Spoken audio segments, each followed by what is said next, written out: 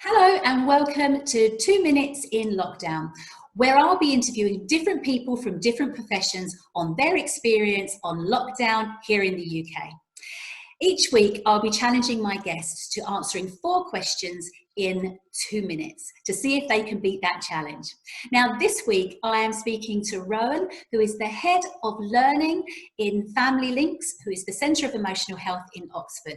Now, we'll find out a little bit more about you in a moment, Rowen, but Rowen lives in Oxford with his wife and dog, and you also have 2 grown-up children, I understand. Yeah. Fantastic. Well, before we find out a little bit more about you, are you ready for the challenge, Rowen? I'm ready, Sharon. Fantastic. Well, let's get started on the challenge. And I'm going to share my screen with you, and we will be able to all see the clock on the screen, and we can see how you get on. So hopefully you can see that there right now. I can, yeah. Brilliant. Okay. So are you ready? I'm raring to go. Fantastic. Let's get started. So what is it that is keeping you sane, and how are you managing your well-being during this time in lockdown? Okay, so I've spent most of my time working, which has been nice in terms of routine and some sense of normality. I've also very much enjoyed making the most of my daily exercise and being able to go for a walk, which is fantastic. And I'm very much an old school music lover, so I've really loved having had the opportunity to go away and play some records in my little room that I wouldn't have normally had the chance to do so much. So that's been great for me. Oh, that sounds really great. I'm loving the sound of that. So what's the one thing that you think you've learned about yourself? I've certainly learned quite a lot about myself, but what have you learned about yourself during this time? Well, I've always had a fantasy about wanting to spend a year or so on a desert island all by myself with nobody else for a while.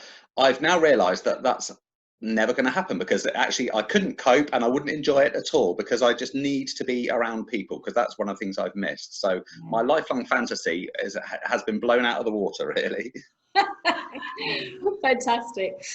So we've got quite a lot of families and young people, parents that tune in. What can you share, based on your sort of experience, really, a tip or a piece of advice that might be helpful right now? I think being adaptable and being flexible, understanding that it's tough and that there'll be some times where it feels okay and other times where it doesn't, and then people might feel wobbly, and that's absolutely fine. And also maybe just making the most of the opportunities that, that this is giving us. So, which is sort of tying in with looking at those positives as well, really. Fantastic. Great advice. Finally, what's the one thing you'll miss when we go back to normal, and what's the first thing you're going to do? The one thing that I'll miss is the peace and the quiet around. And the first thing that I'm going to go and do is to go and see both my children and give them massive hugs. Oh, that's wonderful. Well done. You managed to beat the clock, so that's fantastic news. No prize though, I'm afraid.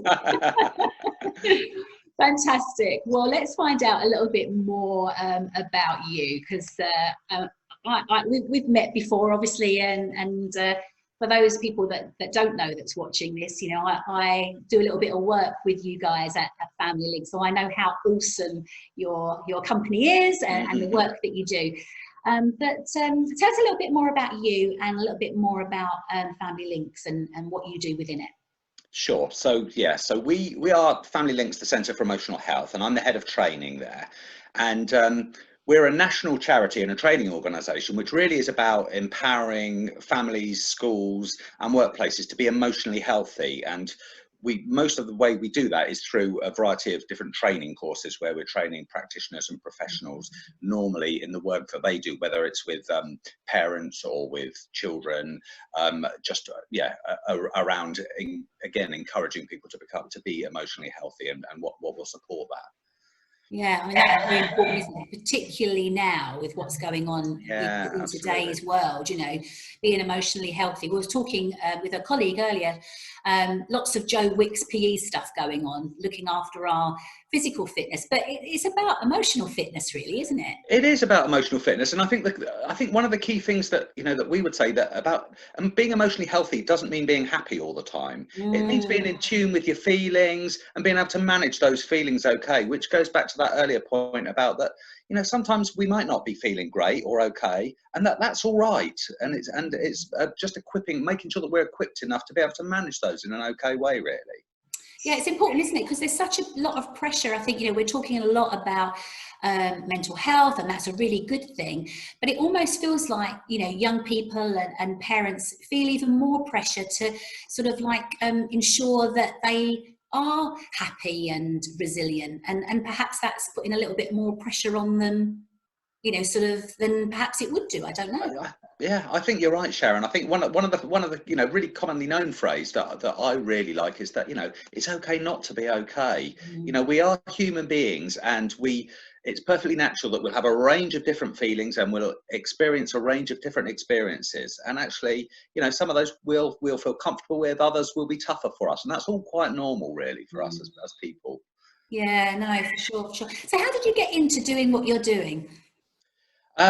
Well, I've done lots of jobs in the past, but I guess two of my main jobs were, I had a background working in social services for quite a long time, working with families. And I also worked as a trainer for Relate for a while as well. And it feels as though what I do at Family Links and what Family Links, the Centre for Emotional Health, does is an amalgamation of those two together, really. It feels like perfect, really. So Yeah. it just feels like a really good coming together of supporting families and training, really. Yeah, absolutely. Well, you're clearly passionate about what you do, and I I know, am. having worked with you, how passionate you are. You really walk your talk and you live and breathe it, don't you? Yeah, absolutely. Yeah, we all do. It's really, really important that actually, yeah, you live it and breathe it, and you practice what you preach. Absolutely. Yeah, absolutely. Before I ask you the next question, I know one of the things that you teach on the sort of like the parent side of it, and possibly in the workplace as well. I don't know your program for the workplace, is for sort of looking for that sort of collaborative reward and nurture time. And I know that you do that at the head office there in Oxford, don't you?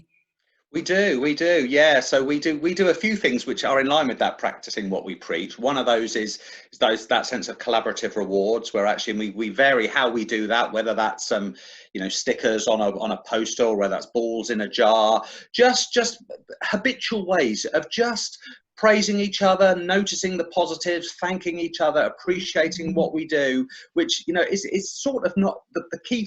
Where it works so well is where it's not a big deal. It's just a key part of our everyday life, and we're just naturally just saying, "Oh, well done, well done, Sharon. Think, oh, pop a ball in the jar for that. That was a really helpful thing to say. I really appreciated the way you did that." Really, just noticing all those positives that are around us all the time, and making a deal of them, really. That's fantastic, and I think that's sort of something that families can sort of learn from that, and knowing that Yeah, you walk your talk, I think, is so important. yeah. So who or what inspires you then, Rowan? Sort of generally in everyday life. Um, I guess I don't think there are many. I can't think of any one particular figure or person, but I guess there's a couple of types of people who I feel quite inspired by, and I guess one is the sort of person who's got a clear vision for what they want to do and how they want to live their life, and manages to achieve that with some flexibility to take on board and to veer off track if they need to. And the other people who also inspire me absolutely as much is those people who just get on and do things without making a fuss, and without needing to be in the limelight, and without needing lots and lots of plaudits all the time. And I think examples of that in the current climate there are so many people out there in the workforce, Yeah. especially within the NHS, who are doing that, and they're just normal people who just get on and do a great job with minimum fuss. I'm always inspired by those sorts of people. Yeah, absolutely. And I think, it's so important, isn't it, for our young people and for ourselves to have sort of role models and people that we aspire to. And often I think sometimes, media pushes the wrong type of role model to our young people, doesn't it? Absolutely. Yeah, I think you're right. I often think that those people who really make a difference in the world and really change the world are those people who do it quietly and without too many people noticing, really. Yeah, I totally agree with that. What would your, success means different things to different people, doesn't it? So, but what do you think your sort of top tips for success would be? Maybe for sort of like as a person or as a parent or as a family? I think for me, there's one word that immediately springs to my mind when I think about that, and that is relationships. Okay. And I think, whether whatever our context, whether we're thinking about in our workplace or in our families, nearly everything always comes back to relationships. And I think particularly, with the people who are close to us in our family settings, if we can just really work hard at those relationships and just build the foundations of just building up those good relationships, those are the things that are really important as a foundation for happy times. I often think that, when people are at the end of their days and they're looking back on their life and they think about any regrets that they may have, it's never anything like, I wish I'd worked more, or I wish I'd done that in that job. Really always relationships that they've had with key people in their lives. So working hard on making those relationships as strong and supportive as possible, I would say. Yeah, I think that's so true, isn't it? It's the glue that holds us together, isn't it? The way that we come together as a family. And, I often say to parents I'm working with, particularly if it's around teenagers, we want to make our homes and our families a place that they want to come home to, not a place that they come home to be nagged, Absolutely. Yeah. That's all about relationships, isn't it? It is, it is. Yes, absolutely. It nearly always is. Yeah, absolutely. So we're actually spending a lot of time together, and maybe that's a positive thing in this time. But what do you think? Do you think anything good will come out of all of this lockdown and us having to spend time together and socially distance ourselves from certain things? What do you think? I do, and I really hope that some of the good stuff that we've seen, will endure beyond this and will be part of our normal way of life. Certainly, I think that lots of people have realised how much connecting with other people is really important to them, and as well as all those other everyday freedoms that have gone now. People can't just do what they want all the time. So that, and also I guess the appreciation of just the quiet natural world around us, which I think a lot of people are doing. So I really hope that we are all thinking to ourselves, actually, let's hold on to these things. Let's hold on to these things. And when we get back to normal, let's not get back to normal. Let's actually create a new normal. And let's embrace some of those things that we've noticed are really important. That this has given us the opportunity to ponder on and to think about. Yeah, I think it's really lovely to think about a new normal. I mean, that sounds really quite exciting, doesn't it? It does, yeah, it does. I mean, which is why there could be so much positive, and it's up to us, isn't it? It's up to us as people to carry it forward and to not just go completely back to the way we were, really. Well, fingers crossed for that, hey? Yeah, absolutely. Well, I could chat to you all day, and I think the work that you're doing there at Family Links, the Centre for Emotional Health, is amazing. And I know you've got lots of things in the pipeline coming up. How can people find out about you there at Family Links? The best thing is to go onto our website, which is www.familylinks.org.uk, Right. and in this time, we are regularly posting lots of new and adding new content to our website. There's an area called a parent zone. So there's lots of free downloads and tips for parents, as well as blog posts, etc., etc. So there's a lot of useful stuff up there that's continually being added to all the time. So so go have a look there.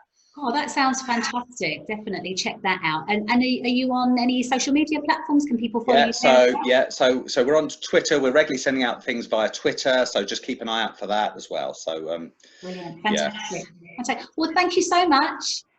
And well done for beating the challenge. That was great news. Thank you, Sharon. I really enjoyed it. Thanks for giving me the opportunity. Thanks so much, Rowen. Okay. And we'll catch up again soon, hopefully. Yeah, we'll do. Thanks, Sharon. Bye-bye. Thanks, then. Bye.